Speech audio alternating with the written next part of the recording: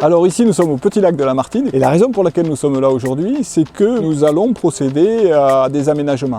Ces aménagements ont une vocation essentielle qui est celle de créer de la diversité dans l'habitat et aussi de permettre aux poissons d'avoir des zones de protection et de défense vis-à-vis des attaques des cormorans.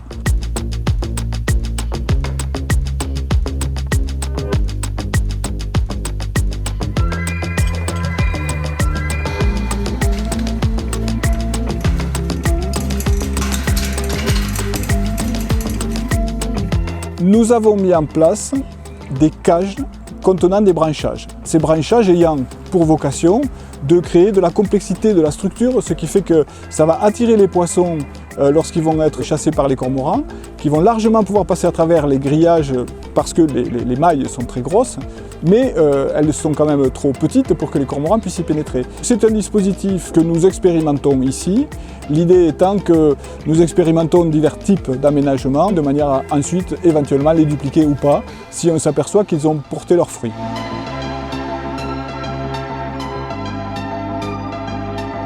Il y a autre chose qui est utile, c'est de créer des zones d'habitat de structures complexes très près des bords. Le principe est simple, on repère une anse peu profonde.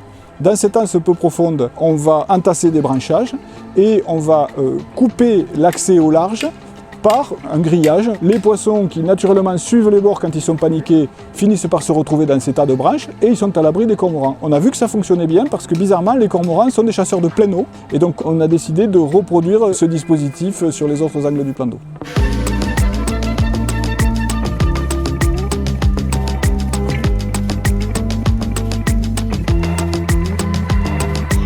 Nous avons aussi mis en place un petit dispositif de frayère artificielle afin de vérifier si la zone que nous avons repérée comme favorable l'est effectivement, c'est-à-dire est-ce que les poissons la colonisent et l'utilisent.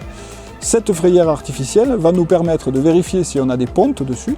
Si la zone est propice, dans un temps futur, nous l'aménagerons de manière à mieux la végétaliser, cette fois-ci avec de la végétalisation naturelle. Ces matériaux synthétiques nous permettent de passer par cette phase de transition, de test, pour vérifier si les espèces que nous aurons favorisées sont les espèces qui nous intéressent au sens halieutique et au sens écologique.